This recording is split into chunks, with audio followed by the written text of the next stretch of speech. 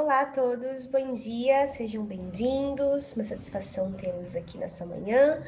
Eu sou a Aline Bastos, analista de capacitações do Zevir. Eu trabalho com as soluções que compõem o portfólio multidisciplinar, que são Science Direct, Scopus e Mendeley, atendendo instituições acadêmicas, governamentais e corporativas de toda a América Latina Sul. Antes da gente começar propriamente a nossa sessão, trabalhando hoje acerca de escopos, eu gostaria de dar a vocês algumas informações importantes e passar uma orientação, tá bom? Em relação à orientação, eu gostaria de pedir a gentileza de que vocês colocassem as perguntas num botão chamado QIA. Se você dá uma reparada aí nessa faixa de opções que você tem aí no Zoom como participante, você vai encontrar um botãozinho chamado QIA.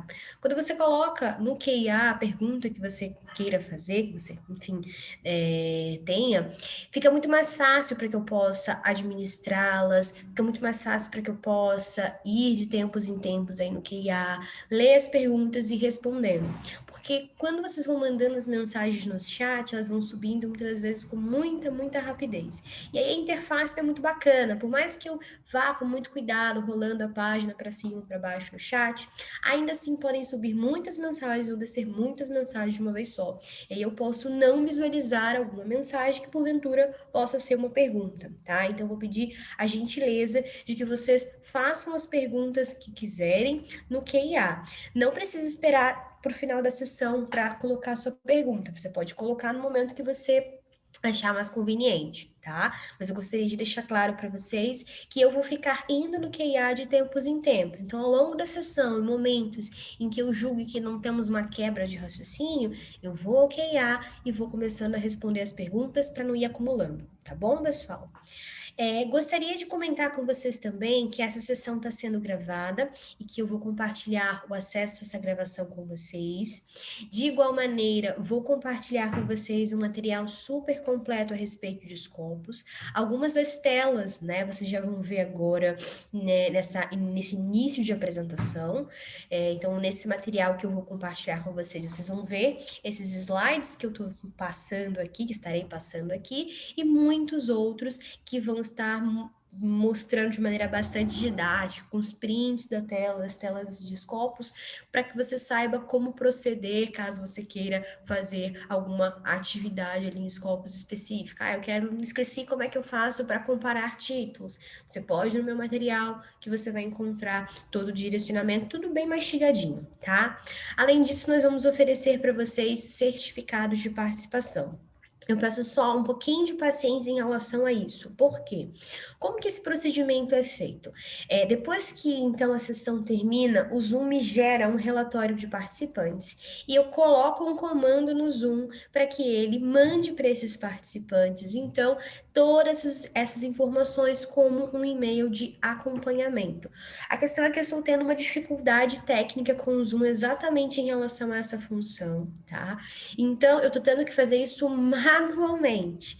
Por isso, eu tenho muitas sessões ao longo da semana, então tá um pouquinho complicado para que eu consiga te mandar esses dados de acesso a esse conteúdo aí relacionado à sessão no mesmo dia ou 2 dias depois, tá? Então, eu vou pedir um prazo máximo para vocês de até 10 dias, por favor. Geralmente a gente manda muito mais rápido, mas estou aí com esse probleminha, então pode atrasar um pouquinho, tá? Pode, dentro desse período dos 10 dias que eu comentei com vocês. Peço desculpas aí pelo inconveniente que talvez eu possa causar, mas é importante deixar já claro até para vocês não ficarem preocupados, tá bom, pessoal? Então, assim, é isso que eu queria passar antes da gente iniciar a sessão. E também queria falar para vocês como que eu vou conduzir essa sessão hoje. Eu sempre gosto de apresentar as soluções, começando com um ponto mais teórico inicial, para que a gente fale um pouquinho a respeito do que é plataforma, para que a gente possa abordar sobre a quantidade de conteúdo. Depois a gente consegue falar também a respeito do papel da plataforma, para que quando a gente chegue lá nela, você já tenha uma ideia do que ela é, o que ela faz, qual a proposta dela, tá bom? Então, vamos lá começando a falar de Scopus. Quando a gente fala sobre Scopus, a gente está falando sobre uma plataforma referencial. No mercado, você pode encontrar vários tipos de plataforma, tá? Então, você pode encontrar plataformas de texto completo, plataformas referenciais, plataformas exclusivamente para patentes, plataformas exclusivas de mapas, enfim, você pode ter uma grande variedade de plataformas, e se a gente fosse aprofundar em áreas específicas, a gente pode encontrar plataformas existentes para atender necessidades daquelas áreas específicas. Então, no nosso contexto aqui hoje, a gente tem Scopus, que se apresenta como uma plataforma referencial. Então, qual é o papel de Scopus, haja vista que é uma plataforma referencial?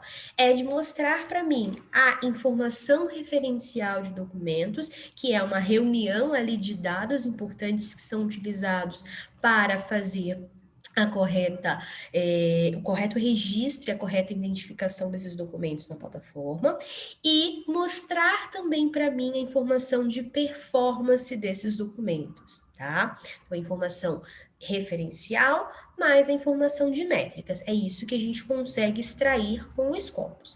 É importante que vocês saibam que a consulta a essa informação referencial e também a consulta à informação de métricas é para conteúdo de literatura científica e acadêmica que esteja indexado em Scopus, tá?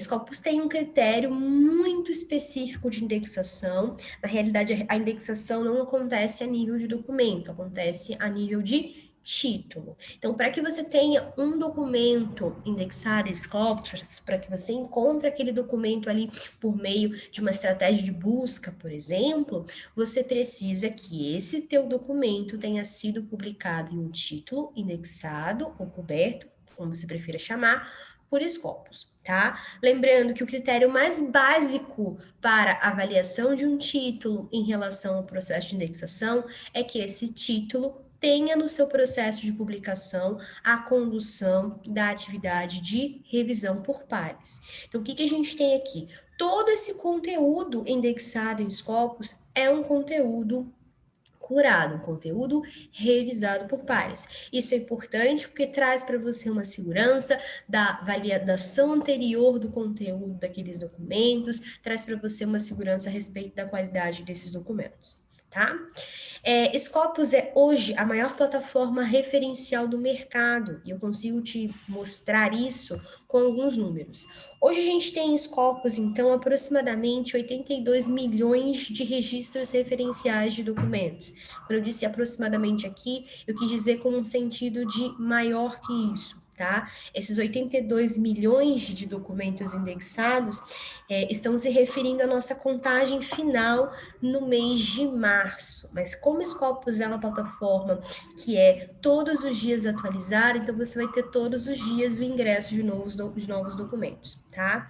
Importante que vocês saibam que desses 82 milhões de documentos, apenas 10% de fato se refere a conteúdo publicado pela Elsevier. Os outros 90% são conteúdos que possam ter sido aí publicados por mais de 7 mil editoras. Então, em Scopus, eu vou ter conteúdo da Elsevier? Sim, mas vou ter conteúdo também de outras editoras, tá bom? Quando a gente trata da indexação desses documentos, a gente tem uma triangulação de informações. Eu não consigo somente pegar informações sobre documentos, mas eu retiro também, nesse punhado de tantos dados desses documentos, informações a respeito de autores e a respeito de instituições, tá?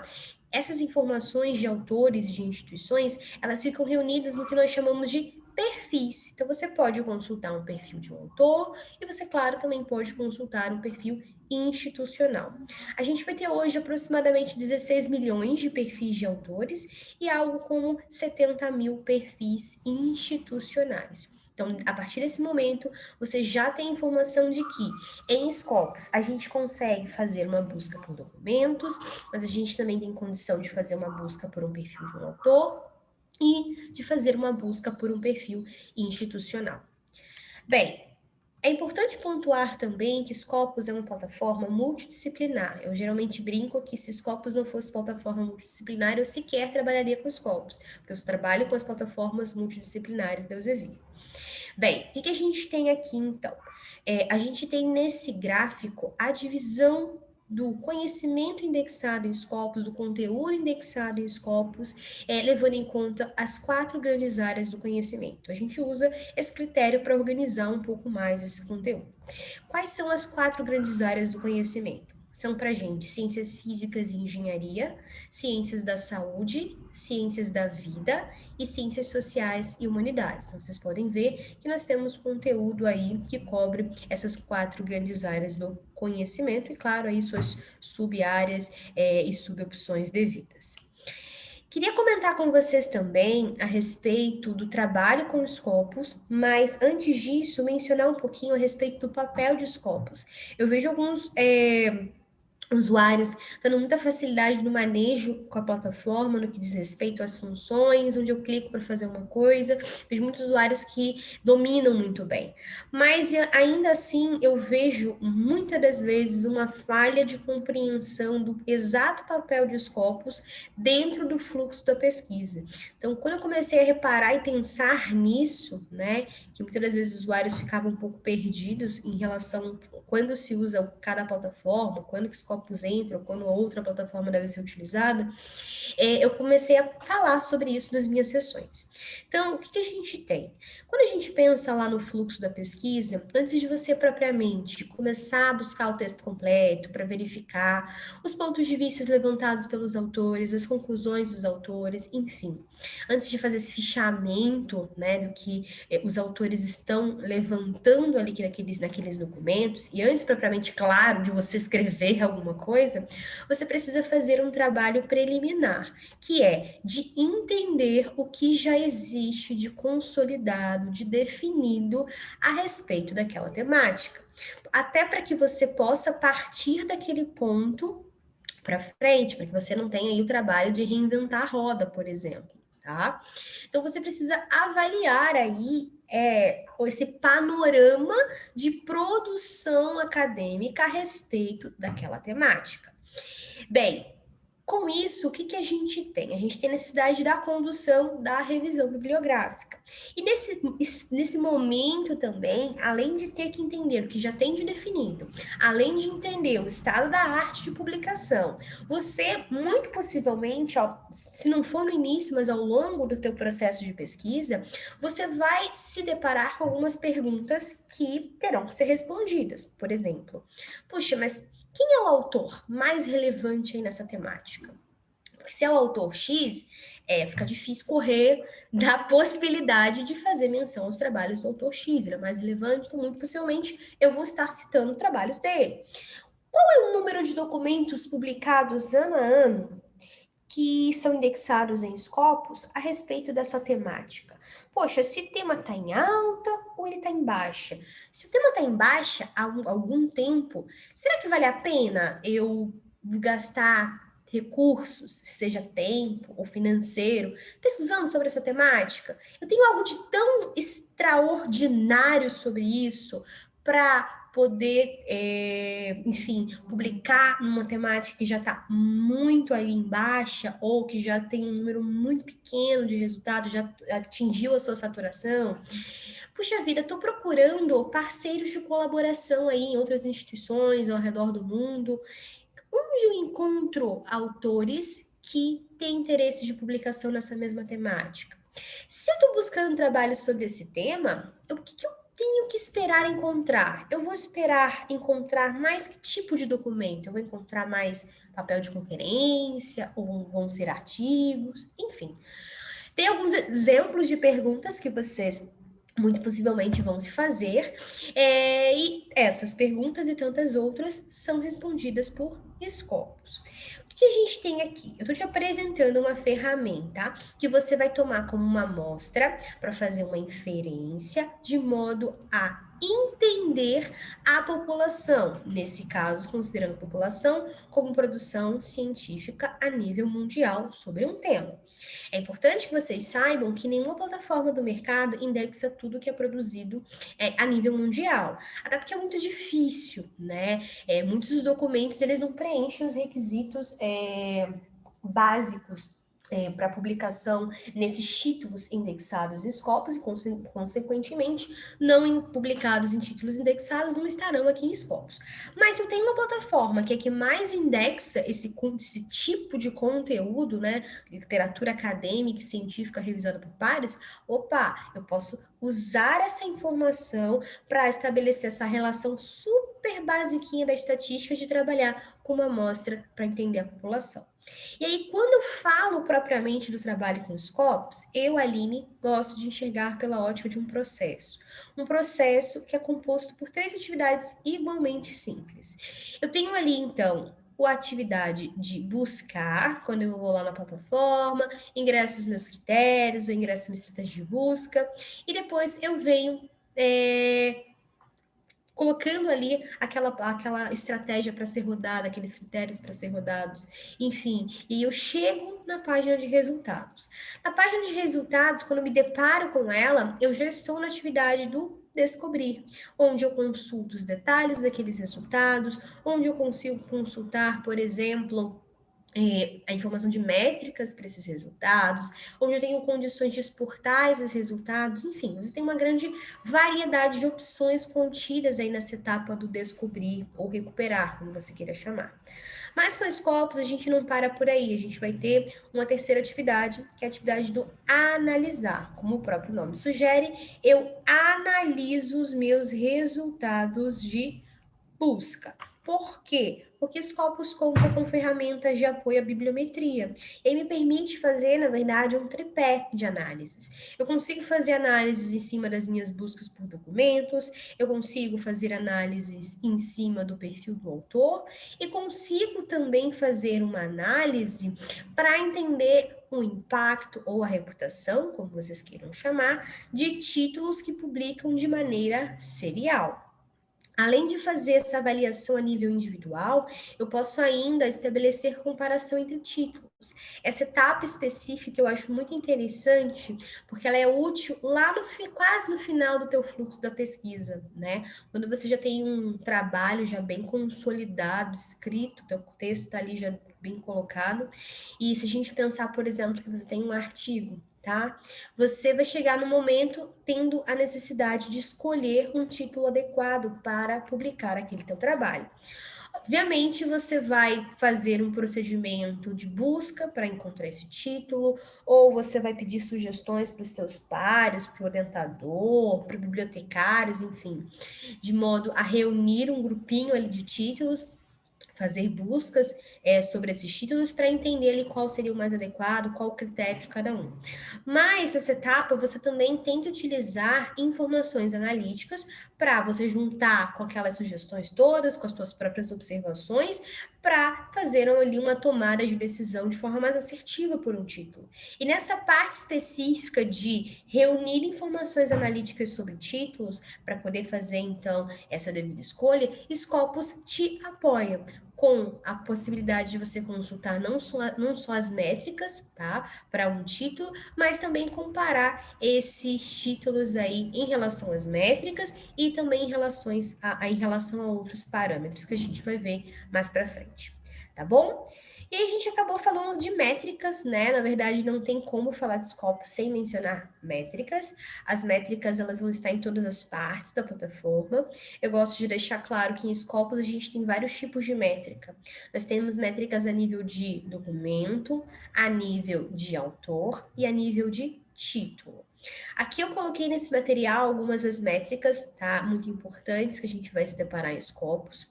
Obviamente, aqui a minha intenção não é ficar lendo nenhuma das caixinhas, tá? Até porque isso não vai trazer muito valor aqui agora no momento. A ideia é que, como eu vou compartilhar esse material com vocês, vocês vão ter essa parte específica para fazer consulta, caso tenha alguma dúvida a respeito da forma de cálculo de alguma métrica, tá bom?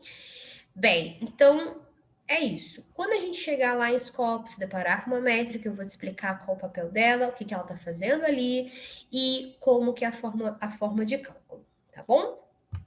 Beleza, então. Então vamos lá para o navegador para a gente começar a trabalhar com Scopus. Já deixei preparado aqui, tá? Antes de começar o trabalho propriamente mão na massa, eu sempre chamo assim, conduzir, né, aqui as buscas, enfim, recuperações, as devidas análises, a gente tem que falar de acesso, para que vocês saibam exatamente, fique bem claro para vocês como é dado o acesso a Scopus. Mas antes disso, eu verifiquei aqui algumas interações do QIA, então já quero ir respondendo para não acumular muito, tá? Então, se você tiver alguma dúvida, pode já colocar no QIA, fica à vontade, tá bom? Algumas são interações do pessoal me saudando. O Smar me perguntou se teria como melhorar o som. Queria saber de vocês, vocês respondem lá no chat, tá? Como é que tá para vocês? O pessoal tá ruim? Vocês estão me escutando? Não estão me escutando? Como é que tá? Se estiver ruim para todo mundo, aí é um problema meu, né? Aí eu teria que ver, de repente, trocando aqui de fone, para ver se, de repente, melhoraria. Mas eu estou acompanhando aqui no bate-papo, vocês disseram que tá perfeito, tá claro, então tá bom. Quando é algo pontual com um usuário, pode ser exatamente oscilação de internet, alguma coisa desse tipo, tá bom? Mas qualquer problema que vocês identifiquem, por favor, falem aí no chat. Quando eu ver, eu não fico com o chat toda hora aberto, tá? Mas se eu vejo subir muitas mensagens, eu fico curiosa e abro. Então eu vou conseguir ver se qualquer mensagem de alerta do tipo, não estamos mais vendo a tela, ou não estou mais te escutando, tá bom? Alice me perguntou, o material será compartilhado por e-mail? Sim, Alice, eu vou mandar um e-mail para vocês, tá? Eu falei no início da sessão, num prazo de até 10 dias, tá? Porque eu tô tendo que fazer isso manualmente. Tive um probleminha com essa minha função no Zoom. Eu vou mandar para vocês, tá? Toda a informação para acesso ao material, para acesso à gravação e para acesso ao certificado, tá bom? Lucimar me perguntou como é que faz para pesquisar o perfil de autor. Eu vou fazer todos esses tipos de busca, tá? Por documentos, por perfil de autor e por instituição. A gente começa pela busca por documentos, logo depois eu faço uma busca por perfil institucional e de lá depois eu faço uma busca por perfil de autor, tá, Lucimar? Pode deixar que eu vou falar posteriormente a respeito disso, tá bom? Vamos ver aqui mais. Tem mais alguma pergunta? A Natália me perguntou o seguinte: o acesso é tipo CAF com o e-mail da UFPR? Então, Natália, pode ser pelo CAF, tá, querida? Você tem algumas opções de acesso, o CAF é uma delas, a gente vai falar exatamente de forma mais específica sobre o CAF, como que seria o procedimento e quais são os outros tipos de modelo que vocês, por exemplo, poderiam utilizar, tá bom? Luiz me pergunta: os artigos podem ser de vários idiomas ou há alguma preferência ou obrigatoriedade para melhorar o posicionamento? Então, Luiz, na verdade, Scopus vai indexar títulos que publicam aí em mais de 40 idiomas, tá? Então, o que que vai acontecer?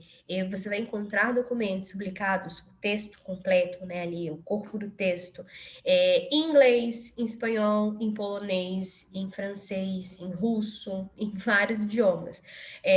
Eu vou fazer uma busca e depois eu vou te mostrar na seção de filtragem, a possibilidade de filtragem por idioma, e você vai ver que eu tenho uma grande variedade de idiomas, tá bom? Ricardo me perguntou: bom dia, existe algum sistema para acompanhar as publicações científicas de tema, assuntos, palavras-chave, etc., através de um feed RSS? Então, a Elsevier foi removendo essa opção de feed RSS das plataformas, tá? Você pode, Ricardo, utilizar a opção de alerta, tá bom? E aí você vai ser informado todas as vezes que um novo documento chegar aqui na plataforma, indexado, claro, que esteja satisfazendo a tua busca, tá bom? Pierre me perguntou: há como localizar um calendário de eventos científicos? Então, não existe um calendário definido, tá, Pierre? Porque a maior parte das nossas sessões são feitas em parceria com instituições. Então, a gente depende de calendário institucional, tá? E aí, nem sempre, assim, tem uma definição de todos os dias certinhos lá do mês de junho, por exemplo. As nossas sessões feitas por iniciativa própria nossa, tá? Elas são comunicadas pelo nosso canal lá no Instagram, tá? Que é o @elsevirpesquisa. Lá você vai conseguir acompanhar toda a sessão feita por iniciativa própria nossa, tá? Sem parceria aí com nenhuma instituição, de maneira aberta, tá bom?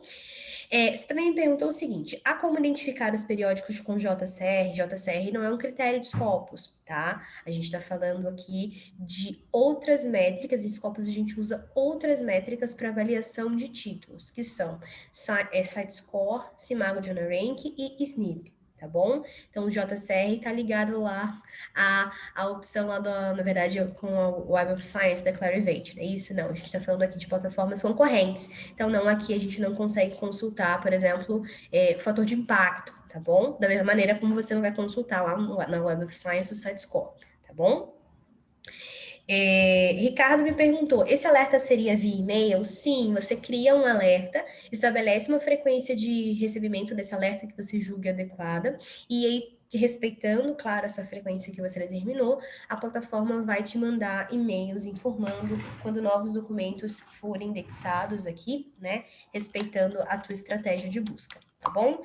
Janice me perguntou se tem lista de presença. Não, não tem lista de presença, Janice, porque o próprio Zoom faz esse trabalho de computar a presença de vocês. Vocês se inscreveram, né, na sessão, então o Zoom já tinha uma pré-lista ali, claro, de inscritos. Quando vocês entram aqui na sala, ele dá um check na presença de vocês. Ele faz isso sozinho, tá bom?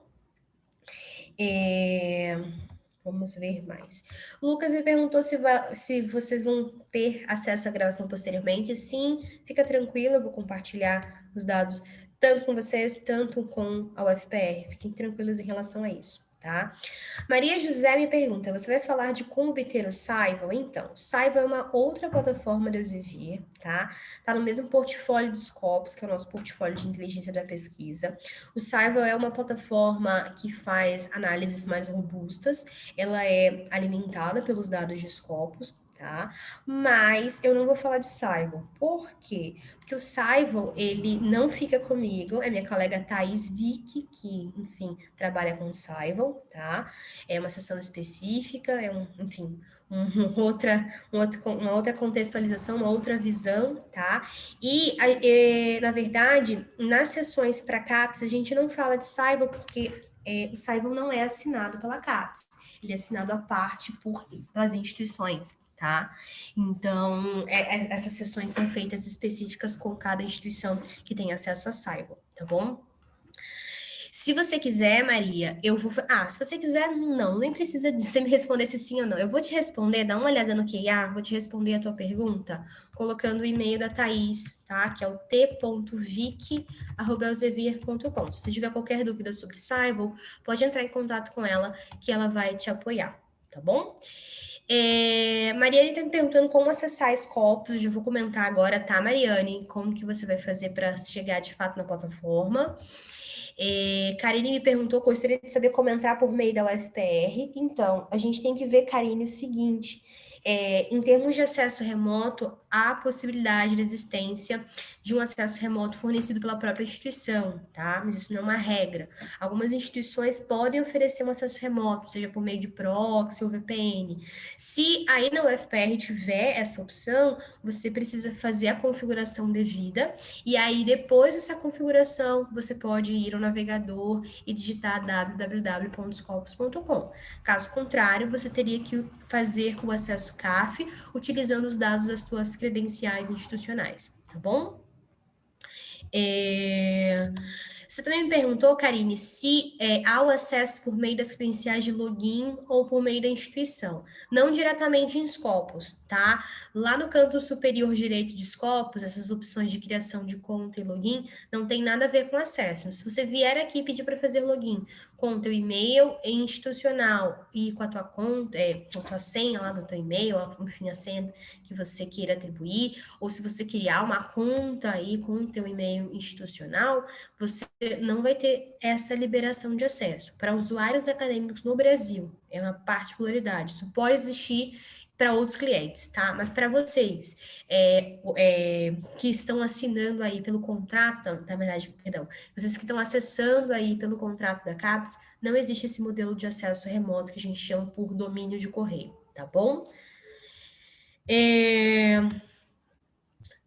Vamos lá. Luiz me perguntou, Aline, me falou, Aline, seria melhor você fazer a apresentação, pois muitas perguntas são de caráter pessoal e não interessam a maioria dos participantes. E muitas perguntas você vai responder na apresentação. Eu sei, mas na verdade, às vezes a dúvida de um pode ser a de outros, tá? Pode ficar tranquilo que a gente marcou 1h30 e que vai dar certinho, não vou terminar nem antes nem depois. Pode deixar que tá controlado, tá bom? Ivan me perguntou se eu vou abordar o processo de indexação de uma revista Scopus. Não, essa parte de critérios de indexação, tá? De conteúdo em Scopus é a Thaís também que cobre. Mas se você quiser mais informações sobre isso, Ivan, pode entrar aqui, ó, numa página chamada readyforscopus.com. Aqui você vai encontrar uma página de pré-avaliação, tá? Aqui você vai encontrar listado já quais são os requisitos, tá bom? E aqui em cima, você tem aqui o link para que você entenda como esse processo de indexação, quais são os critérios, tá bom? Tudo bem certinho. Vou colocar ali no chat para que você possa guardar aí esse site, tá bom? Ok, pessoal. Então, respondi nossa, bastante, a 34 interações aqui. Vão ficar 4 em aberto, depois eu volto e a gente vai fazendo aí vou dando essas respostas para vocês, tá bom? Beleza, vamos lá então. Quando a gente fala de acessar Scopus, a gente tem basicamente duas possibilidades de acesso. A gente tem a possibilidade de um acesso por via institucional, quando vocês estão nas dependências da UFPR, seja utilizando a rede institucional ou um dos computadores. Nessa situação, vocês iriam diretamente ao navegador e vão digitar www.scopus.com e vão ter acesso, claro, pela vinculação com a faixa de IP institucional, com as faixas de IP da instituição, que estão vinculadas junto ao Elsevier e junto à CAPES, tá? Já estando em casa, vocês vão precisar utilizar um modelo de acesso remoto. Como eu tinha mencionado anteriormente, é possível que haja por parte das instituições a disponibilização de um acesso remoto próprio, tá? Seja VPN ou por proxy, geralmente é um ou outro. Então, nessa situação, vocês teriam que, se está disponível, é claro, fazer a configuração desse modelo e aí, então, depois vir ao navegador e digitar www.scopus.com, ok? Já temos aí um desmembramento dessa possibilidade de acesso remoto, que é fazendo esse acesso pelo CAF, da CAPES.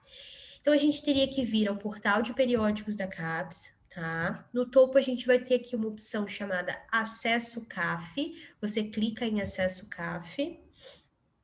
E com isso, você vai encontrar em sequência uma caixinha na qual você vai abrir e procurar a sua instituição. Então, eu coloco aqui o UFPR, tá? A gente vai encontrar Universidade Federal do Paraná e eu clico em enviar.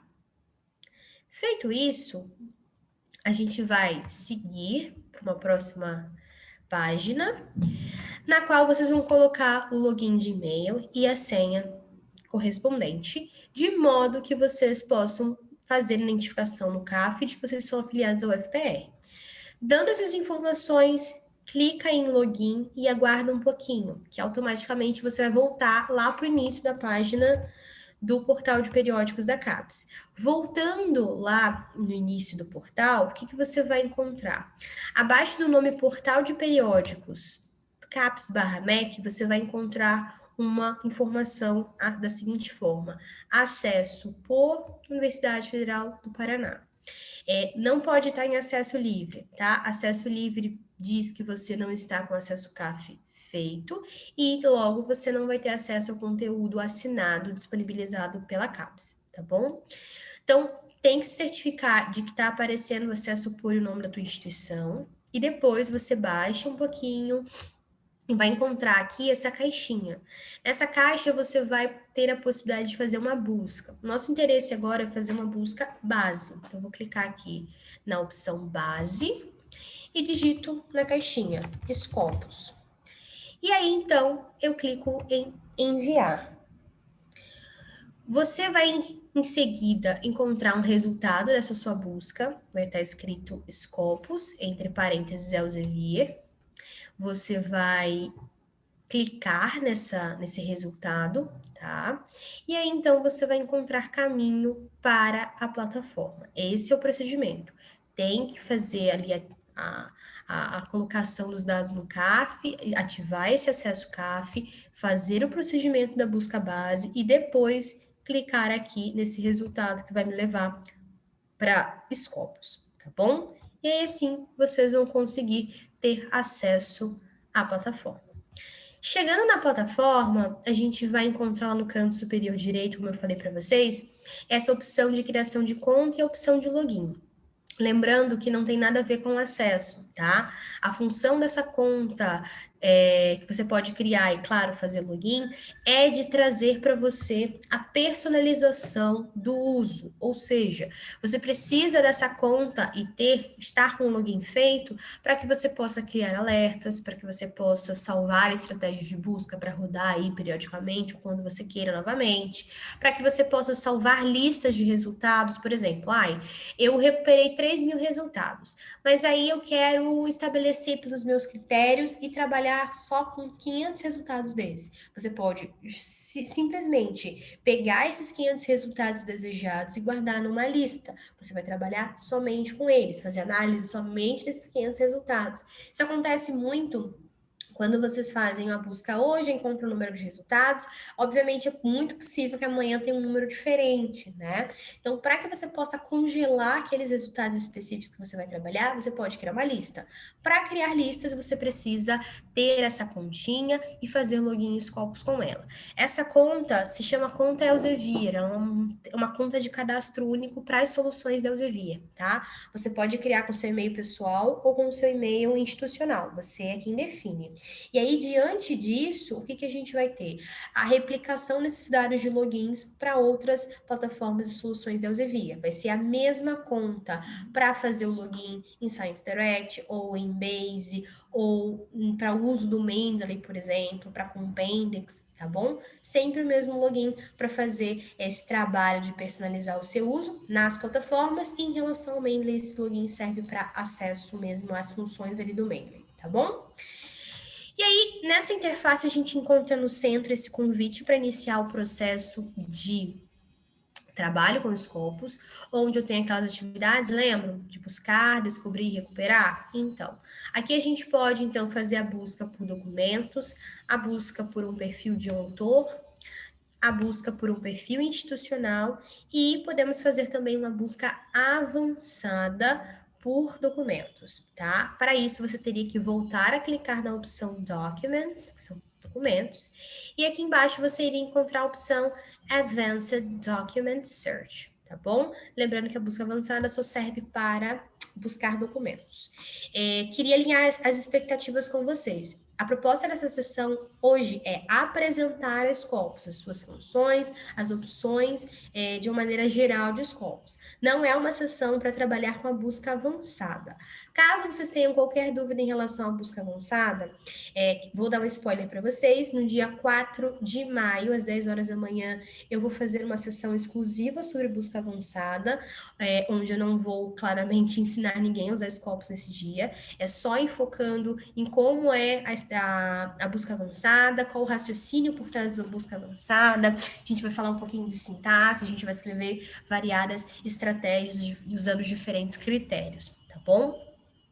Caso você tenha um pouco de pressa em relação a essa informação, pode ir lá no nosso canal no YouTube, que é o Elsevier Pesquisa, e lá você vai encontrar a gravação de uma sessão que eu fiz no ano passado, no mês de novembro, sobre busca avançada, tá bom? Então, eu vou repetir, foi bacana, o pessoal gostou, vou repetir agora no início de maio, tá? Quem quiser o link para se inscrever na sessão, pode me mandar depois o e-mail, tá? Que eu passo para vocês, mas, de qualquer maneira, vai ser comunicado nos nossos canais, nas nossas redes sociais, tá bom? Beleza, vamos começar então a fazer uma busca. Eu vou utilizar essa opção de busca mais rápida por documentos, tá? Então, eu vou colocar aqui quais são os meus critérios ou a minha estratégia de busca. Então, montei, me preparei e escrevi uma estratégia de busca para encontrar esses trabalhos com vocês. Eu quero encontrar trabalhos que falem de polinização das abelhas, então bee pollination, e que fale também de ecossistema. Então, boto o operador booleano AND aqui e jogo ecosystem. Coloquei os meus termos, os meus critérios? Ótimo. Então, eu tenho que agora determinar em que campo ou em que campos eu quero encontrar esses termos, tá?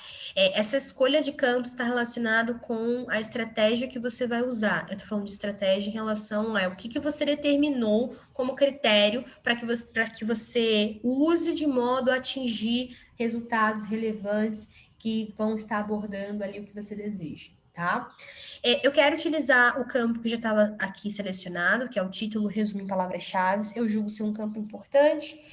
Nesses campos aí, os autores colocam os termos mais importantes para que a gente possa fazer a recuperação desses trabalhos, né? Afinal, se o autor está falando ali de manga o documento inteiro, ele não vai colocar maçã no título, resumo, palavras-chave, certo? Então, vou utilizar aqui esses campos e depois eu clico em Search para fazer a minha busca. E aí a gente vai pular para a atividade do descobrir, tá? Eu vou encontrar aqui 77 resultados de documentos que estão satisfazendo a minha estratégia. Aqui no centro, o que a gente vai encontrar? A gente vai encontrar os resultados desses documentos. Esses resultados, eles podem ser ordenados de diferentes maneiras. Quem vai determinar isso é você. Aqui em cima, no Sort On, você pode mudar essa ordenação. Pode ser do mais recente para o mais antigo, como está aqui, ou do mais citado para o menos citado, enfim. Isso está alinhado aí ao que você acha melhor em termos de visualização, tá bom? Deixa eu clicar de novo, que eu acho que ele não foi. Deixa eu mudar aqui e clicar de novo. Calma aí. Deixa eu dar um F5. Bem. Vamos lá. Aqui do lado esquerdo, a gente tem uma longa seção de filtragem, para que você possa... Agora foi do mais citado para o menos citado. Aqui do lado esquerdo, a gente tem uma longa seção de filtragem, tá? Você pode filtrar por várias categorias. Então, tem possibilidade de filtragem por ano, por autor, por país, por tipo de documento, por área do conhecimento. Lá embaixo, eu quero chamar atenção para a categoria de idioma, porque me perguntaram, né, Aline, tem preferência em relação ao idioma? Quando a gente abre aqui essa categoria, você pode ver que eu tenho trabalhos em inglês, trabalhos em chinês, trabalhos em português, tá? Na verdade, um trabalho em chinês e um trabalho em português. Se tivesse recuperado um número maior de resultados, eu poderia ter aí, muito possivelmente, trabalhos que estivessem escritos em outros idiomas, tá bom? Aqui, para cada documento que a gente encontre nessa lista, a gente tem algumas informações importantes, tá? Quando abaixo do título do documento está escrito Open Access, documento de acesso aberto, e você já sabe, antes mesmo de pedir para o texto completo, você já tem a certeza de que você vai chegar até ele, tá? Já se o documento não tiver a informação Open Access abaixo, é um documento parte de conteúdo assinado. Abaixo também de cada informação aqui, né, a respeito do documento, você tem algumas opções. Dentre elas, a opção View at Publisher, visualizar no editor. Para que serve essa opção? Serve para a gente sair de Scopus e ir para a página do editor, onde está este documento. Então, quando eu clico no View at Publisher, abre para mim uma nova guia, saio de Scopus, e eu venho aqui para a página da Springer, que é a editora que publicou esse trabalho, e aqui deve estar o texto completo. Aline, 100% das vezes vou acessar o texto completo? Depende. Para que você chegue ao texto completo, esse documento ele tem que ser de acesso aberto ou ele tem que ser assinado, parte do conteúdo que a CAPES assine com seus fornecedores. Então, por exemplo, a CAPES assina conteúdo com a Springer. Se esse documento fizer parte do que a CAPES assina com a Springer, vocês vão ter acesso ao texto completo, tá bom? Já quando eu clico no título de um documento, eu acesso a página de detalhes do documento, onde eu encontro tanto a informação referencial quanto a informação de métricas. Aqui eu consigo ver onde esse trabalho foi publicado, eu consigo ver que é uma revisão, vejo os autores, a quais instituições esses autores são afiliados. Se eu for baixando, eu vejo o resumo, vejo palavras-chave do autor, as palavras-chave de vocabulário controlado. Lembrando que Scopus usa vocabulário controlado para fazer a indexação desses trabalhos, todavia, Scopus não tem um vocabulário controlado próprio, já que é uma plataforma multidisciplinar. Mas Scopus faz uso do vocabulário controlado de outras plataformas para que a gente possa fazer essa indexação em cima de termo controlado e apoiando aí uma recuperação mais relevante desses resultados. Então, quando você faz a busca no campo palavras-chave ou num campo que contenha também palavras-chave, além de fazer a busca nas palavras-chave do autor, você também vai estar fazendo a busca nas palavras-chave de vocabulário controlado, tá bom? Abaixo você vai ter algumas informações sobre o trabalho, DOI do trabalho, enfim, ISSN da revista, onde foi publicado, e abaixo a lista de referências. Então, essa é a informação referencial. No lado direito, a gente vai ter a informação de métricas. Então, eu sei que esse trabalho foi citado por 109 trabalhos igualmente indexados em Scopus, e eu tenho uma métrica chamada Field Weighted Citation Impact, que para encurtar a gente chama de FWCI, tá? O FWCI é uma métrica que faz uma comparação. Ele faz uma comparação para entender qual foi a performance de citação desse documento que a gente está vendo os detalhes, comparado com outros trabalhos similares. Antes de tudo, você precisa entender o que seria um trabalho similar a esse. Um trabalho similar a esse aqui seria um trabalho também publicado em 2011, que fosse também uma revisão e que estivesse contido aí na mesma disciplina, tá? Então, a gente vai pegar esses similares, vai fazer a média de citação recebida por esses similares e vai chegar no número, tá? Se essa média de citação recebida pelos similares for 300, esse 300 é a nossa expectativa. A minha expectativa, então, que esse trabalho aqui, ele chegue a 300 citações, tá? Pelo menos. E é isso que o FWCI faz. Ele vai te mostrar, então, se um trabalho está com a performance acima, igual ou menor que os similares. Como que você observa isso com o número da métrica? O nosso parâmetro é 1. Todas as vezes que o FWCI está igual a 1, o documento em questão, ele teve um número de citações igual à média de citações alcançadas ali pelos similares. Então, se essa média de citações alcançada pelos similares foi de 300, e esse documento aqui tivesse 300 citações, o FWCI estaria igual a 1. Estando maior que 1, a gente consegue entender o seguinte: o trabalho ele teve uma performance de citação superior aos similares. E então, quando está menor que 1 FWCI, a performance de citação foi inferior aos similares, ok? A gente também consegue consultar a informação das métricas PLOMEX, que são métricas a nível de documento.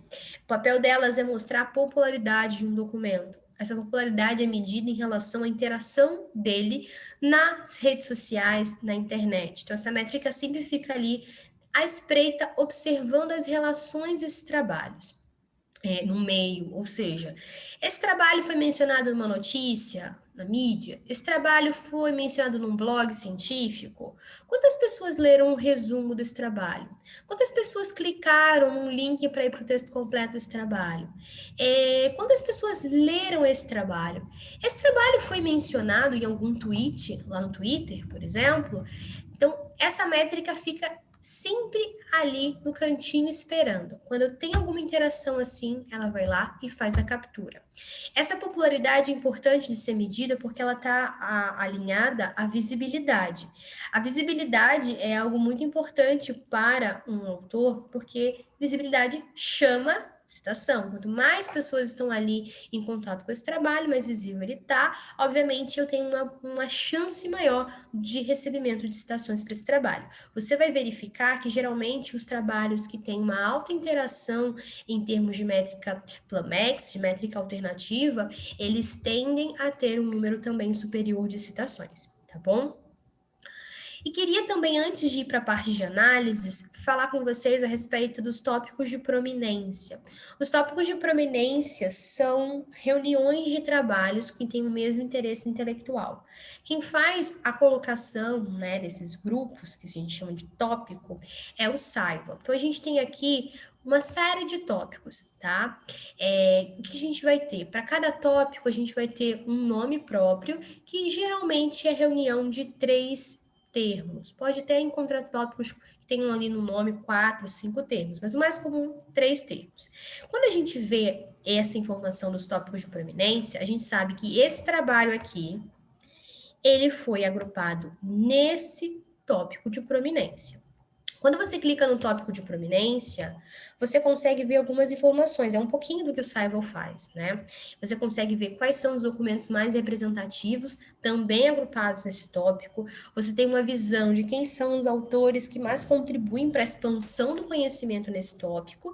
E abaixo você tem uma nuvem de palavras que mostram para você aí quais são os termos que mais aparecem, né? As palavras-chave aí, os termos que mais aparecem nas informações ali daquele trabalho, tá? Você consegue ver quais são os termos que mais aparecem, os que estão menos aparecendo. Você consegue ter uma noção também se vem crescendo a presença desse termo, se vem decrescendo, tá? É um pouquinho do que o Saival faz. Então, aqui tem uma ligaçãozinha entre Scopus e Saival também aqui em relação aos tópicos de prominência, tá? E somando com o FWCI. Beleza, então aqui na página de detalhes, a gente consulta os detalhes desses resultados, e agora eu quero fazer a análise daqueles 77 resultados. Então, eu venho aqui e clico em Back to Results, para voltar à página de resultados, e aí a gente vai fazer o seguinte, a gente vai verificar que antes da listagem de documentos, a gente vai ter uma opção chamada Analyze Search Results. 3 barrinhas verticais e Analyze Search Results, analisar os resultados de busca. Eu vou clicar aqui nessa opção. E aí a gente vê gráficos e tabelas, tá? Que estão trazendo para a gente a informação dessa produção encontrada aqui indexada em Scopus, que satisfaz a nossa estratégia. Então, eu vejo aqui o gráfico do número de documentos ano a ano. Eu consigo ver que o documento aí mais antigo sobre essa temática que consta indexado em Scopus foi um documento de 1998. Tá? E vejo aqui que, apesar de alguns momentos de queda, a gente teve ao longo do tempo, como um todo, um crescimento de interesse de publicação sobre essa temática, apesar de serem poucos trabalhos ainda, considerando essa estratégia, tá? E aqui a gente teve em 2019 9 documentos que foram publicados em títulos que Scopus indexa, que satisfazem essa estratégia. A gente também consegue verificar o gráfico do número de documentos por ano, por fonte. Então, se eu quero trabalho sobre polinização e ecossistema, eu vou encontrar onde, em que títulos? Eu encontro na PLOS ONE, eu encontro na Austral Ecology e em tantos outros títulos mais abaixo, tá? É interessante você tomar nota, porque se você é um pesquisador nessa temática, né, você vai consideravelmente necessitar saber lá no futuro de títulos que publiquem sobre essa temática, até para você considerar no rol dos títulos que vão estar ali naquela análise para escolher o mais adequado. Então, você já poderia tomar nota aqui, porque você sabe que esses títulos têm interesse de publicação de trabalhos em relação a essa temática. Aqui a gente vai ter o número de documentos por autor. Aqui eu tenho o Klein ou a Klein, não dá para saber, mas está empatado aqui com outro autor ou outra autora. Tem 5 trabalhos indexados no Scopus sobre a temática. Se eu tenho curiosidade para saber a respeito de um autor, eu venho aqui na tabela e clico no nome para que a gente abra o perfil. Então, aqui eu vejo, a autora, Alexandra Maria Klein, autora afiliada a uma instituição alemã. E aqui você consegue ter o perfil claro dela aberto, e você vê a produção dela como um todo, com relação ao que está indexado em Scopus. Tá bom? Voltando lá na página de análise, a gente tem também o número de documentos por instituição, Então, são autores de que instituições que têm trabalhos indexados em Scopus sobre essa temática. Eu vejo aqui, por exemplo, que 3 trabalhos estão relacionados a NC State University. O que isso significa? Que em 3 trabalhos eu encontrei pelo menos um autor afiliado a esta instituição. Se no trabalho eu tenho 5 autores, cada um afiliado a uma instituição, esse mesmo trabalho contaria nesse gráfico para cada uma das 5 instituições, tá bom? A mesma lógica você vai tomar para entender o número de documentos por país.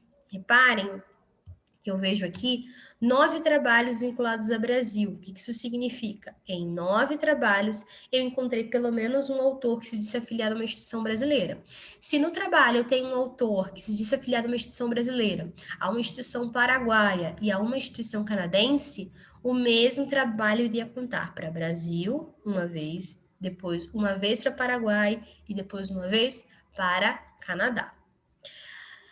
A gente consegue ver também o gráfico de documentos por tipo de documento. Então, 85,7% desses documentos são artigos, então eu tendo a encontrar muitos artigos, tá? Os autores que publicam nessa temática têm preferência pela publicação de artigos.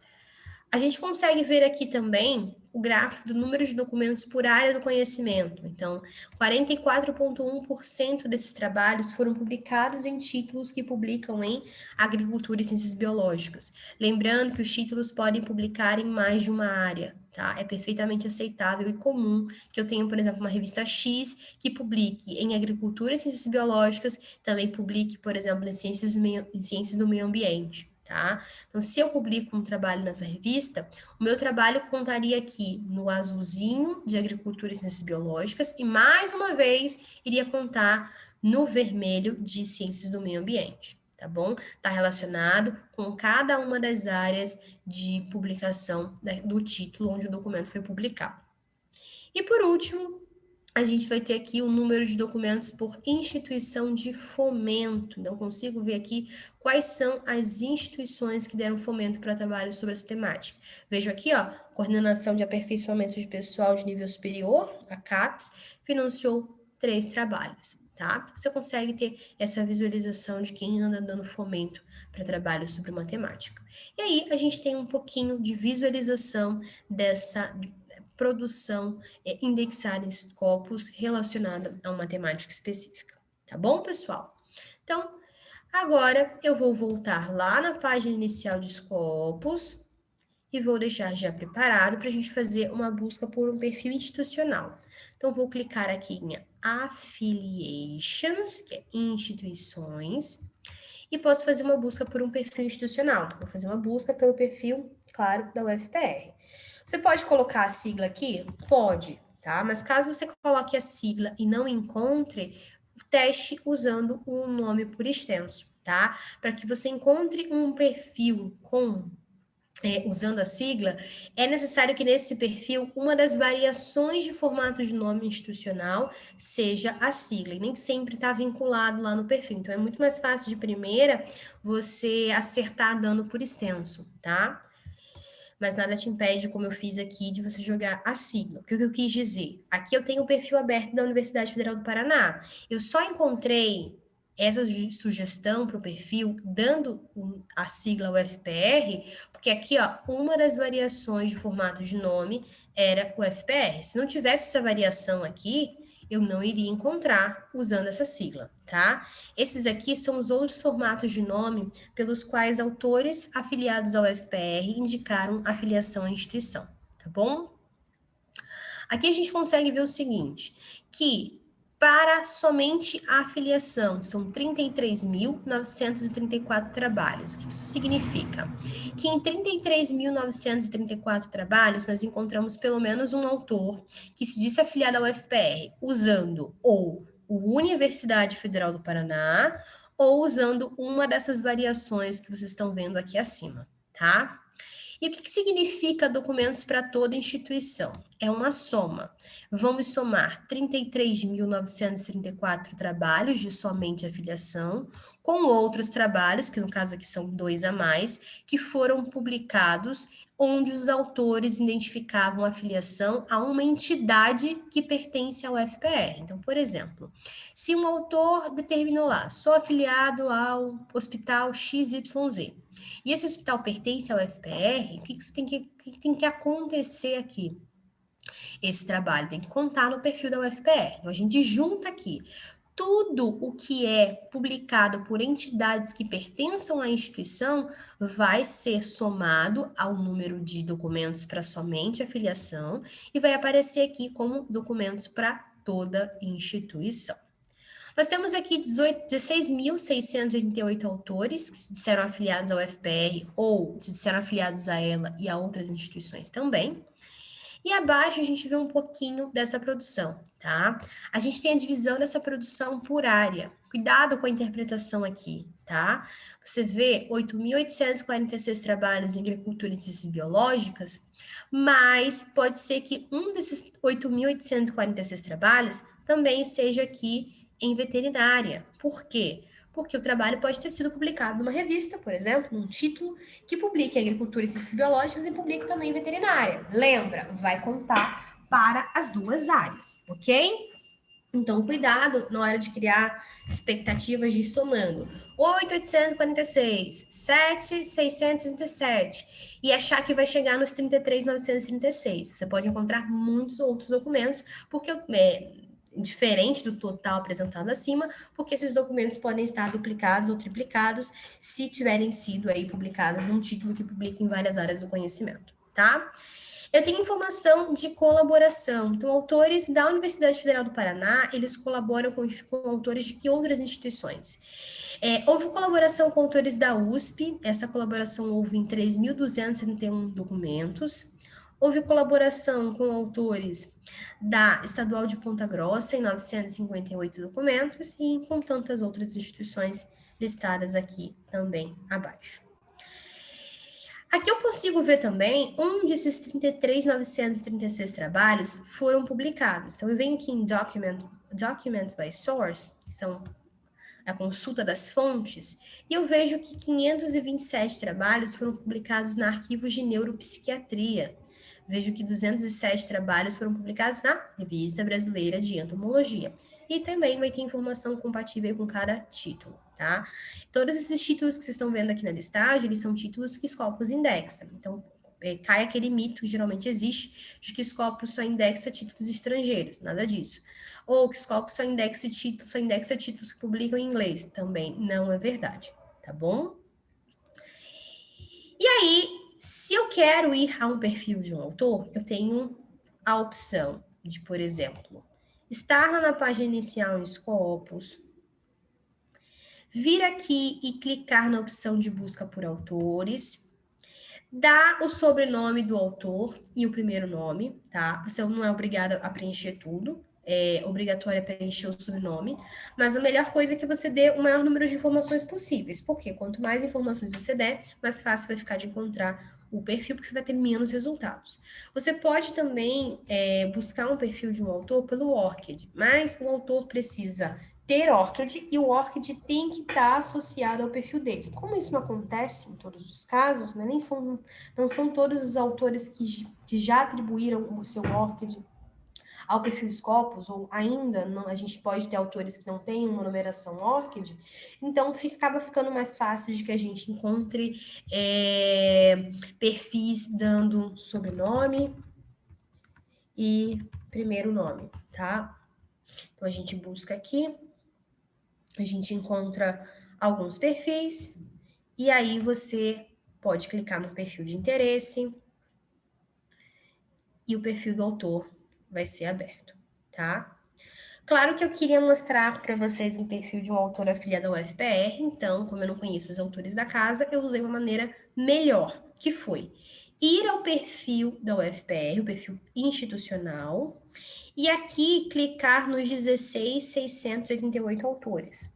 Eu vou encontrar uma lista de resultados só de perfis de autores afiliados ao UFPR ou afiliados ao UFPR e a outras instituições. Então, por exemplo, esse primeiro perfil aqui tá dito que a filiação é uma outra instituição holandesa. Na verdade, esse autor aqui tem afiliação a pelo menos essa instituição e a UFPR. Pode ter afiliação a várias outras instituições, tá?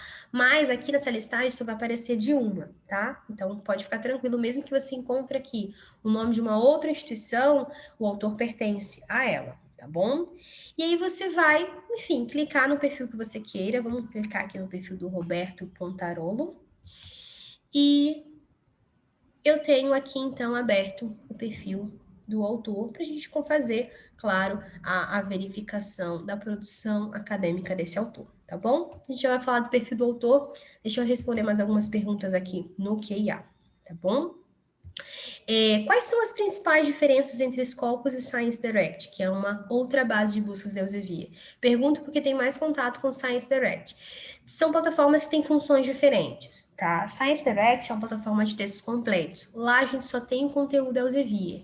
Então, o que acontece? No fluxo da pesquisa, qual é a ordem? Você começa com os Scopus para ter uma visão da produção acadêmica a respeito daquele tema.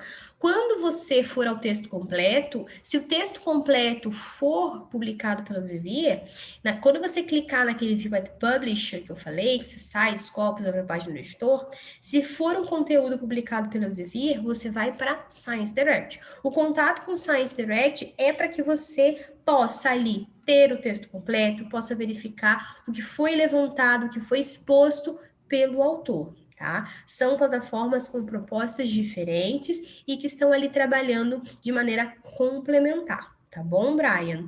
Na sessão que a gente vai ter sobre Science Direct, eu vou explicar mais detalhes a respeito da plataforma e a respeito do funcionamento, mas basicamente é isso, tá? São plataformas diferentes, que têm propostas diferentes dentro do fluxo da pesquisa, tá bom?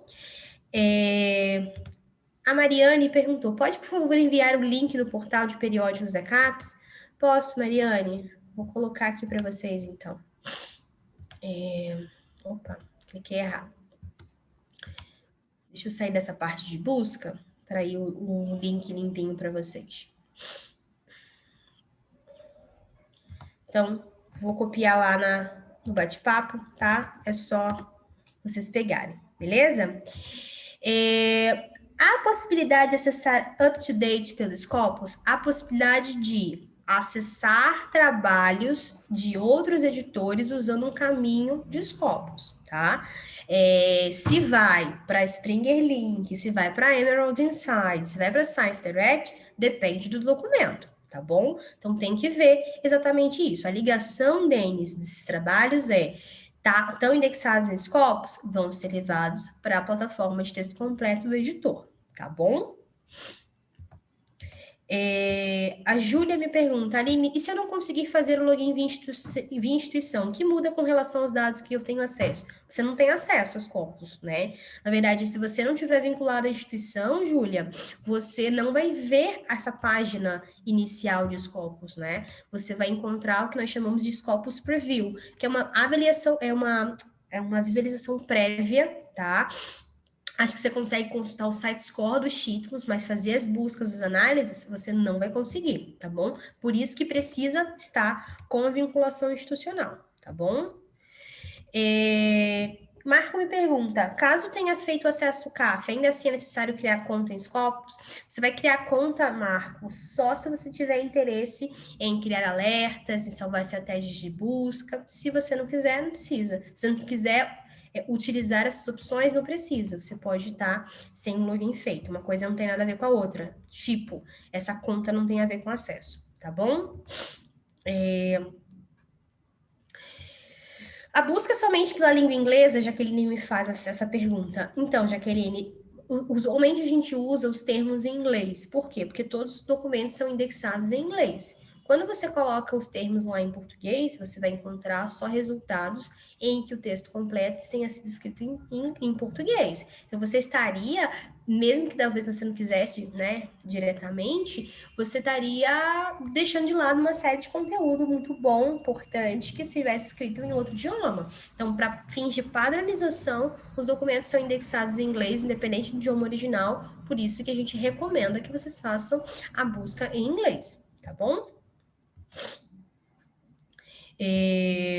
Só pode ser feito o download do artigo direto da página do editor? Lucas me pergunta. Então, Lucas, não. Aqui em Scopus, ele faz uma verificação da seguinte maneira.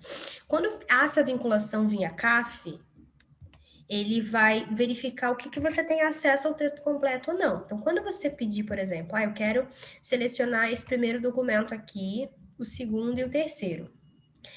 Esse segundo e terceiro documento, na verdade, esse segundo documento, ele é um documento de acesso aberto e você já teria acesso mesmo.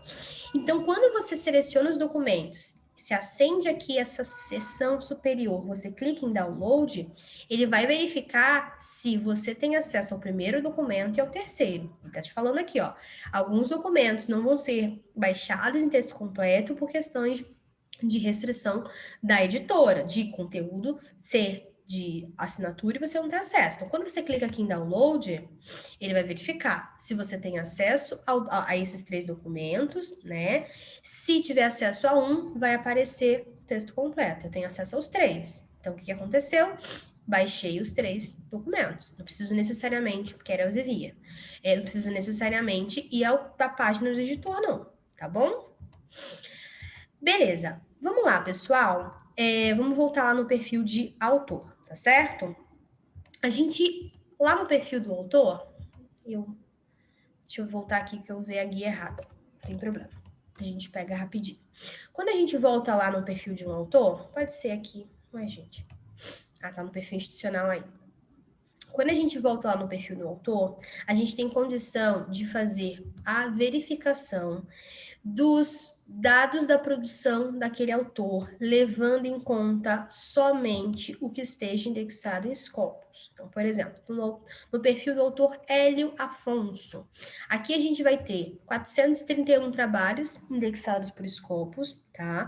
Esses 431 trabalhos receberam no total 4.307 citações, recebidas de 3.571 documentos. E o índice H dele é o 30. Aqui no centro, a gente vai ter um gráfico que reúne informações de 2 gráficos que a gente tem na parte de análise para autor, que é, na verdade, que mostra as barrinhas azuis, o número de documentos ano a ano, publicados por esse autor, que se encontram indexados em Scopus, e as bolinhas pretas, seguidas aqui por linhazinhas, mostram o número de citações recebidas ano a ano, tá bom? Aqui do ladinho você tem a verificação, por exemplo, dos tópicos de prominência. Lembra? Aqui eu consigo ver qual é a contribuição desse autor para interesses específicos de pesquisa. Então, em temáticas específicas de interesse intelectual, onde a gente encaixa os trabalhos desse autor. É basicamente isso, tá? A proposta de estudo dos tópicos de prominência para saber se um tópico está ficando velho ou se ele está desenvolvendo muito rápido, isso tudo é feito pelo Saival, tá? Aqui abaixo a gente vê a listagem dos documentos, então, de publicação desse autor, que estão indexados. Você pode ver a lista dos 3.571 documentos que citaram os trabalhos desse autor. A gente tem aqui também a possibilidade de consultar a informação de publicação desse autor em repositórios de preprint, nesses 4 servidores aqui de preprint. Então, se esse autor tivesse depositado lá um trabalho em um desses repositórios de 2017 para frente, teria aqui a informação de que trabalho foi esse. Mas essa informação não modificaria nada em termos de citação, em termos de documentos, porque para citações e documentos aqui no perfil a gente só conta o que de fato esteja indexado em Scopus. Você consegue consultar aqui os 739 coautores. Então, esse autor, Hélio, ele colabora com outros autores e autoras? Sim, houve colaboração aqui com o Francisco Germiniani em 55 documentos. E, por último, essa lista mais completa em relação aos tópicos de prominência. A colocação dos trabalhos de um autor em determinada temática, em determinado interesse intelectual, e a gente pode estabelecer o FWCI. Aqui é a mesma coisa, tá? Mas a nível de tópico. Eu comparo os trabalhos de um autor agrupados naquele tópico com os demais trabalhos agrupados no tópico. E se eu tenho um FWCI superior a 1, aqueles trabalhos do autor agrupados naquele tópico, eles têm uma performance de citação superior aos demais trabalhos que estão listados ali no mesmo tópico. E aqui, o último ponto é a parte de análise de perfil de autor. Eu venho aqui abaixo do gráfico e encontro a opção Analyze Author Output, analisar a produção do autor. Feito isso, o que a gente vai ter? A gente vai ter aqui gráficos e tabelas, só que agora a nível de autor. 49,4% dos trabalhos desse autor foram publicados na arquivos de neuropsiquiatria. Eu sei que esse autor publica vários tipos de documentos, mas 61,5% são artigos. A gente consegue ver aqui também o número de documentos ano a ano. A gente já tinha visto essa informação lá naquele gráfico inicial, lembra que eu falei que combina duas informações? Uma dessas informações é o de número de documentos ano a ano.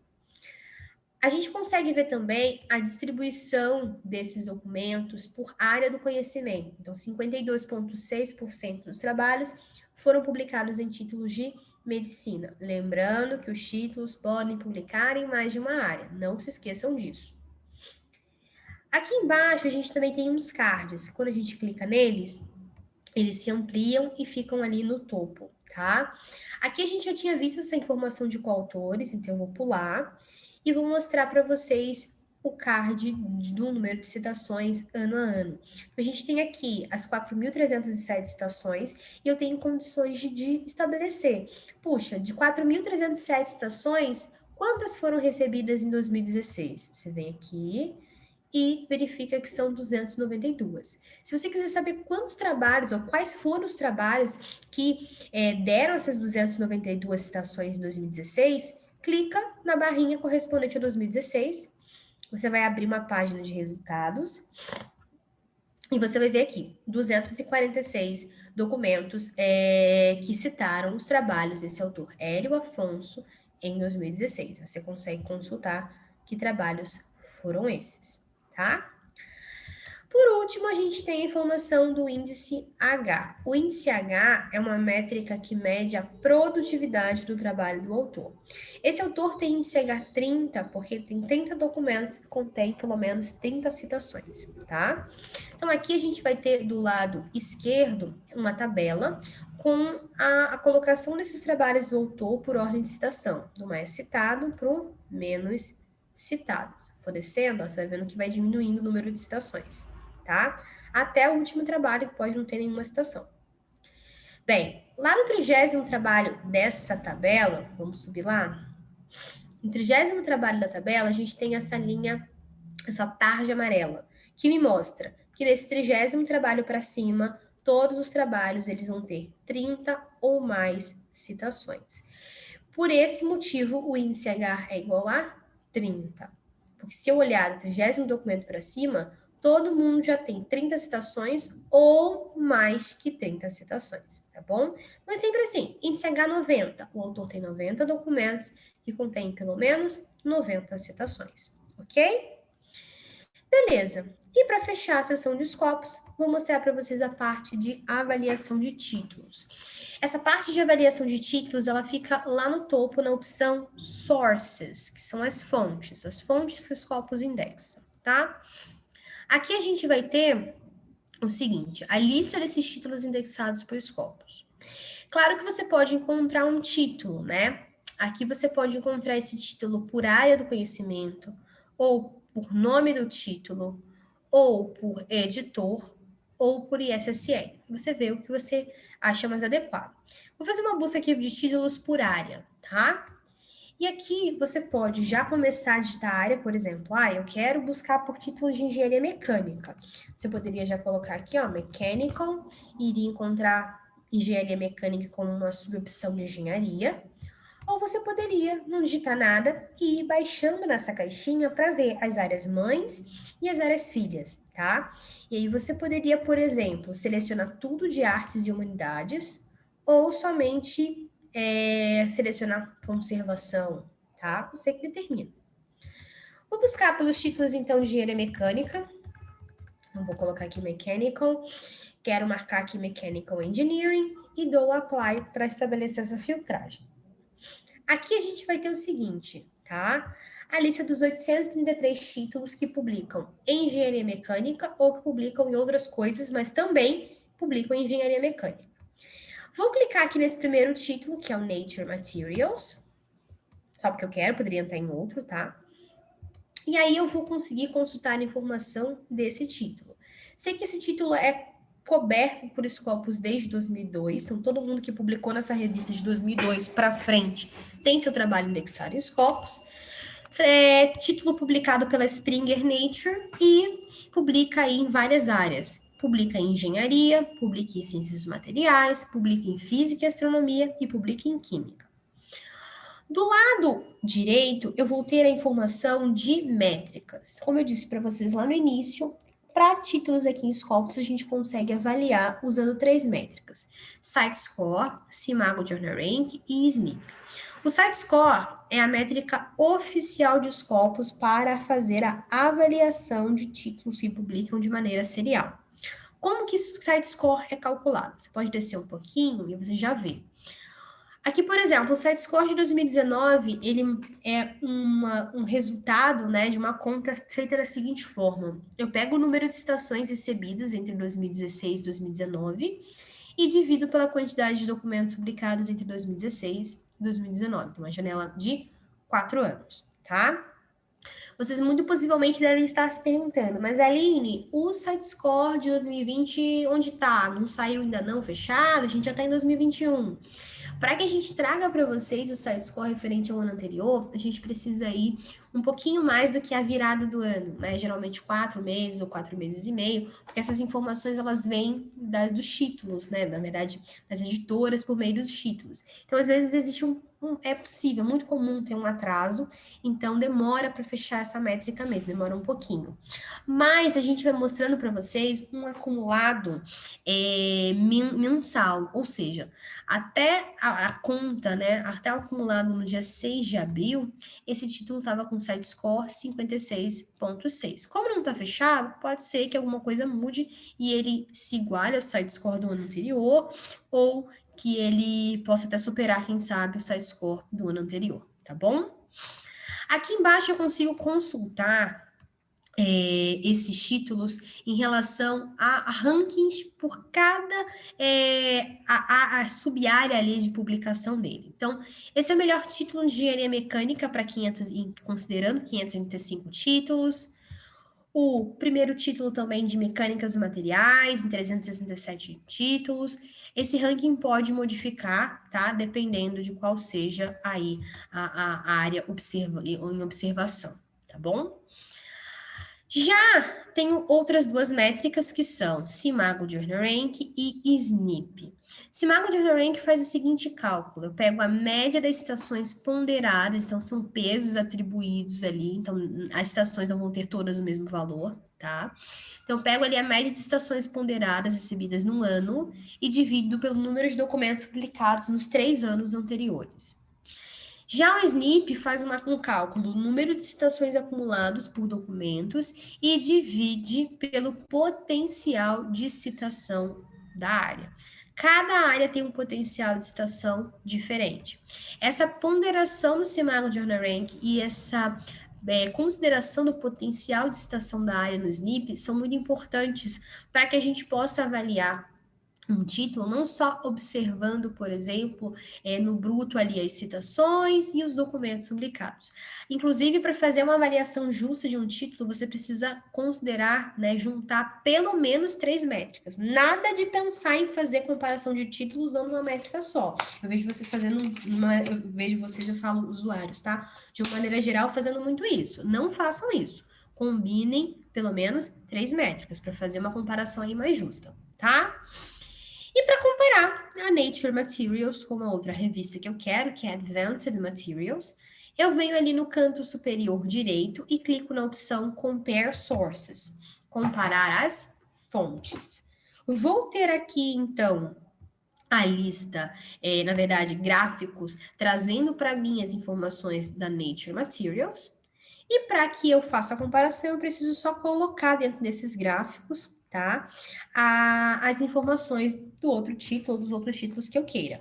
Lembrando que essa comparação pode ser feita com até 10 títulos. Então, nessa partezinha azul, eu venho aqui e vou colocar o nome do título que eu quero. Vou colocar aqui, ó, Advanced Materials. Quis buscar por nome, tá? Podia buscar, por exemplo, por SSN ou por editor. Então, vou fazer a busca, vou encontrar vários títulos que têm essas palavras, Advanced Materials, no nome. Eu vou clicar na correspondente, na que eu queira mesmo. Marco a caixinha e pronto. Aqui eu vou ter nesses gráficos a informação de ambas as revistas agora e eu posso comparar nesses critérios, pelo SiteScore, pelo Simago Journal Rank, pela métrica SNP, então em cima das 3 métricas, tá? A gente pode comparar em relação ao número de citações recebidas ano a ano, a gente pode comparar em relação ao número de documentos ano a ano. Também podemos fazer essa avaliação em relação a dois parâmetros aqui interessantes. Primeiro, percentual de artigos de documentos, né, não citados ano a ano. Então, você consegue verificar ao longo do tempo ou em um ano específico qual foi o título que teve aí um maior número, né, um maior percentual de documentos não citados.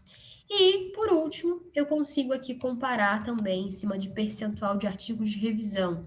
Esse gráfico eu julgo bem bacana, porque muitas das vezes você está escrevendo um artigo de revisão, você tem interesse de mandar para uma revista, mas você precisa saber se existe de fato o interesse daquele título em publicar artigos de revisão, ou se aquele título tem um histórico de publicação de artigos de revisão.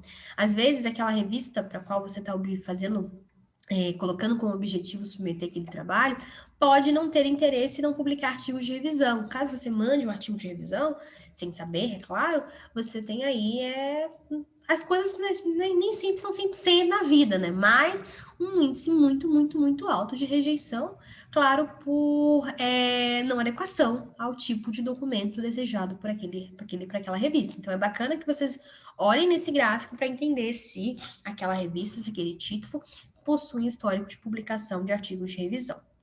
Tá bom, pessoal? Então, assim, era isso que eu queria falar com vocês a respeito de Scopus, tá? Então, eu vou terminar a gravação oficialmente, para ficar bem registradinho que a gente conversou.